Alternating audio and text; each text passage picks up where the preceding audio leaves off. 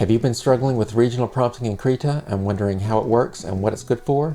Well, you've come to the right place because I've done hundreds of generations, and I'm here to share with you today what I've learned and how regional prompting might solve one of AI image generation's biggest problems. So if you're ready to take your image generation experience up to levels so high it may be alarming to an inexperienced observer, all you need to do is keep watching. If you try and prompt an image with multiple subjects and themes in the normal way, for instance, something perfectly normal like a Christmas girl wearing a Santa hat and a Halloween girl holding a jack-o'-lantern in a big city, even if you put break or something between separate parts of your prompt, different parts of the prompt will bleed into each other. So for instance, we have here really no separation in the themes between their outfits, and the city has sort of taken on this haunted house trick-or-treating sort of atmosphere, and there's jack-o'-lanterns all over the place as opposed to having one girl holding it. So what I could do is hit the new region button, and this has given me a place now for the common text prompt, and it is linked my active layer to a new regional text prompt. The common text prompt will apply to all layers and parts of your image, while the regional text prompts, each one will only apply to the opaque parts of the layer that the regional prompt is linked to. So in the common text prompt, I'm going to describe general things about the image. I could put composition and styles in here. For my background layer, I can put big city, which is going to be the entire setting. Clicking the new region button again, it has created a new layer group with a new paint layer, which is now linked to my new regional text prompt, and I can describe my subject there. And I'm just going to take a hard edge brush with any color that I choose and mark out the region of my image where I want this subject to appear. And now I'm just repeating that with my second subject. And now when I hit generate, you can see that my prompt descriptions are now confined to the regions that I've designated, and those different image elements no longer bleed into one another. I've given my Halloween girl a pirate costume just to make the contrast a little more apparent, but each subject and theme is now well confined to the separate regions of the image. When you click apply on an image, it will add that image with all of its regions to your region groups. By clicking this alpha icon, you have the option to have the AI try and regenerate the region of the active layer. Normally, the entire image is generated as a whole and broken into different regions. What this option does is use the different fill options to try and generate just the active region. But in my test, it didn't work all that well. The generations tended to look off, and often they failed entirely. I tried several different checkpoints for this, and none of those seemed to fix the problem. You can't confine LoRAs to one specific region of your image, but if a LoRA depends on specific trigger words to activate it, you can put those within one specific region. So for example, if I go to my common text prompt and type in less than and then LoRA, then colon, it will give me a list of the LoRAs that are available that I have installed, and I can select one as an example, and I can put the trigger word for that LoRA within the region that I want that LoRA to affect. And adding that LoRA has changed the style of the entire image slightly, but the subject has only been applied to the region of the image where I put the trigger words. Actually, why did I choose this one? I'll edit this out.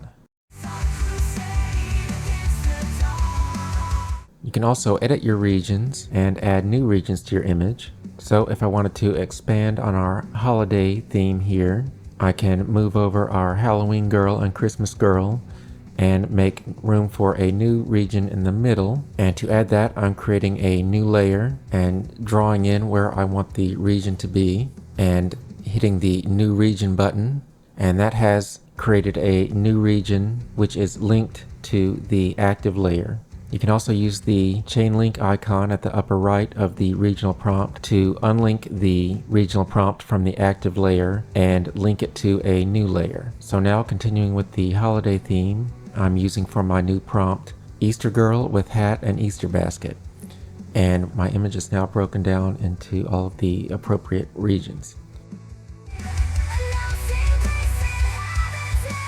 In the live mode, we have the same option to add a new region. Here I've added a style to my common prompt, and I've put in my subject for the background. If I hit this check mark icon, it applies the image currently displayed within the Docker to my active layer. If I hit the new region icon again, it will create a new layer, and I can describe a new subject. And as I begin to paint, it will begin to generate that for me. In the live mode, the region is selected for you as you paint. So you can see the active region is in the center of the Docker preview, and the rest is grayed out. And here it's done this thing that tends to happen quite often, and I don't know why. The whole part of the image that it's generating just turns to noise. And the only reliable way that I found to fix this is to switch to a different model and let it load and switch it back. If anybody knows why that happens, let me know, because I'd like to be able to fix it. It's pretty annoying. So now I can add another region with a new subject, and I promise I could have painted a better parrot if I'd actually tried. The parrots it was giving me were pretty cartoony, so I'm switching over to a different model to get something more realistic. So you can use different models to render different regions of your image. If I hit this checkmark icon with the square underneath it, it will add my generation as a new layer instead of overwriting the layer I was painting on. So you can see I can add that as a new layer and then scale it up and refine it a bit more and add that as a new layer. Pony diffusion models within the live mode tend to be pretty low quality, but I do want to be able to use that style. If I switch back to the generate mode, you can see it has maintained all of the regions I created within the live mode. So if I take my strength down a bit to around 30 or 35% and hit refine, you can see I have a much higher quality image. So now I want to refine my parrot. So with the lasso tool, I'm going to select that area of the image.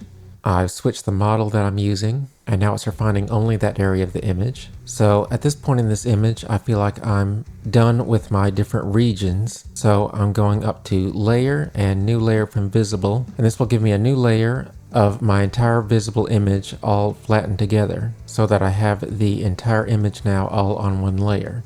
So I'm using the remove content feature within the generate mode to remove her leg that seemed out of place, and I'm expanding the canvas out a bit just to add an area out to the side of the image. I want to talk about editing images that have regions. So I mentioned before that the way this works is that every time Stable Diffusion creates or refines an image with regions, it flattens the entire image and then breaks it down into regions again once it's created. So that means any edits that we make, as long as we create them on new layers over the areas that contain the different regions, those edits will be incorporated into those regions when the image is flattened and refined. So the first thing I'm doing here is I'm creating a new layer from visible by going to layer, new, and new layer from visible. This will give me all of the parts of my image on a new layer and allow me to make an easy selection there. So because one of her legs was missing, I've just selected that and duplicated it over, and using a transparency mask to erase out the parts that I don't need. And I'm making each correction on a new layer to allow me to keep things separate and edit everything individually. And now I'm taking my strength down to about 45%, and I'm refining this image. I've upscaled it to 1924 by 1924. Now if I apply that refined version, it has added it to all of my different region groups, and it has incorporated the corrections that I made into all of those regions. So now I can just delete the group with all of those corrections that I made because they've been incorporated into my refined image. And now I'm creating a new layer from visible again because I want to add some detail to the faces since that's the focus of the image. So I've selected out the faces and scaled them up and created a new layer with just the faces selected, and I'm hitting refine. You can see if I hit apply now, it will try and apply those upscaled faces to my different region groups, and because those are scaled up and no longer line up, it will break them up in a weird way, which I don't want. So instead of trying to create new regions for the faces here, I'm just going to use the preview layer and rename it. And now that's given me a new layer where I can select those faces and scale them down, lowering the transparency just so I can see how they line up and where they need to be, and put the transparency back at 100% and use a layer mask. to edit out the parts that don't match up, and I can go in and continue making edits in the same way.